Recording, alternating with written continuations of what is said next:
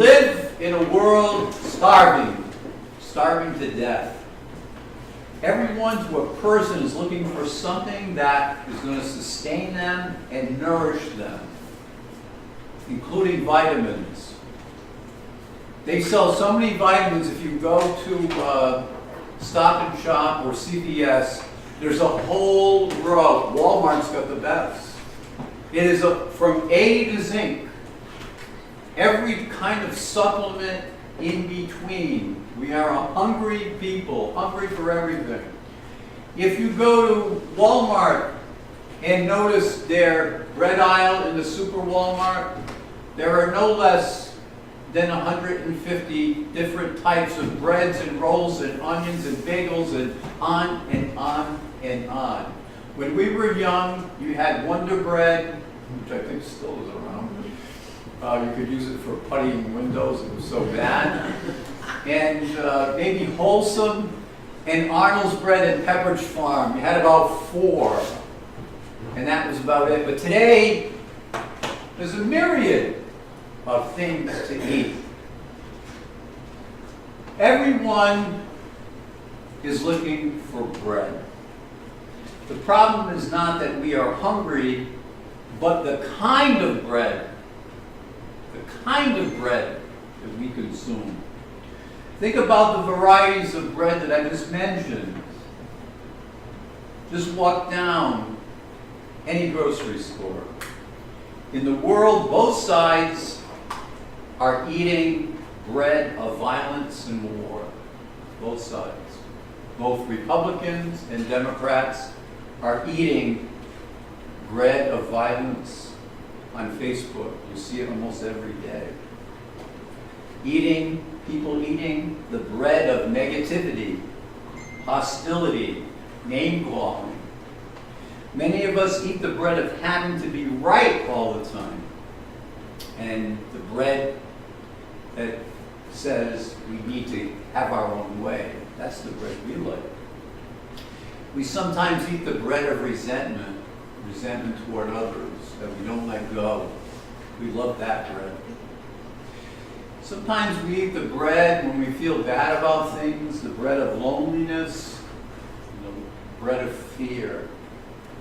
There are times we eat the bread of sorrow and the bread of guilt when someone passes on to the next life and leaves us.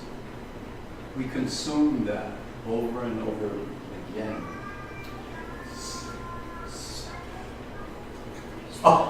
Sometimes we eat the bread of revenge, getting back at someone. We eat all kinds of bread, don't we? The bread we eat reveals something about the nature of our appetites. What type of bread are we eating? The world has a variety, as I said, of breads, and yet we are all hungry, empty, and searching. And that says something about our appetites. Most of the bread that we have eaten cannot give us real life. It's perishable. If you leave it on the counter, it's blue moldy in a week, especially in this weather. It only leaves us wanting more of the same. Not all bread is nutritious. Not all bread sustains life. Where did it come from? What are its ingredients? Who made that bread? That's what Jesus is teaching us in today's gospel. The people show up to him and they're literally starving to death. Just before last week, we remember he fed 5,000 of them with 5 loaves and 2 fishes. Today they show up and their question is, "Teacher, when did you come here?"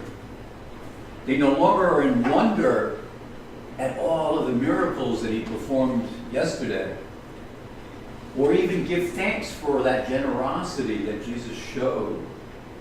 It looks like they're worried that they might have missed the next meal, that Jesus started out without them, that they too might be late to eat again. They did not see the sign or the miracle last week when he fed those 5,000. No, they didn't. They saw nothing but fish and bread last week. They were unable to see beyond the loaves and the fishes. They are interested only in what their bellies could take in that day.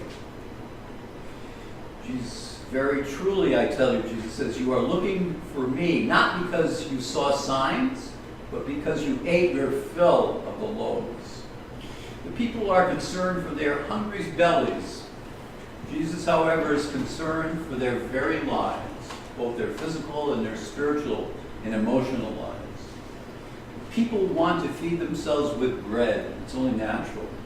Jesus wants to feed them with God. Do not work for the food that perishes, Jesus tells us in the gospel, but for the food that endures for eternal life. The food that lasts forever, my brothers and my sisters, is Jesus. All the other food will perish. He is the bread that is eaten and never, ever, ever exhausted.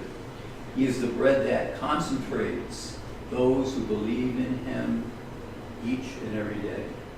When we believe in Jesus, eating and ingesting this bread and taking him into our lives, we live differently. We can't live any other way. We see ourselves and one another as persons created in the image and the likeness of God, rather than an obstacle or issue to be overcome. We trust the silence of prayer rather than the words of argument. We choose love and forgiveness rather than anger and retribution. We relate with intimacy and vulnerability rather than superficially and defensiveness. We listen to God's voice rather than our own. Ultimately, we seek life in him rather than death.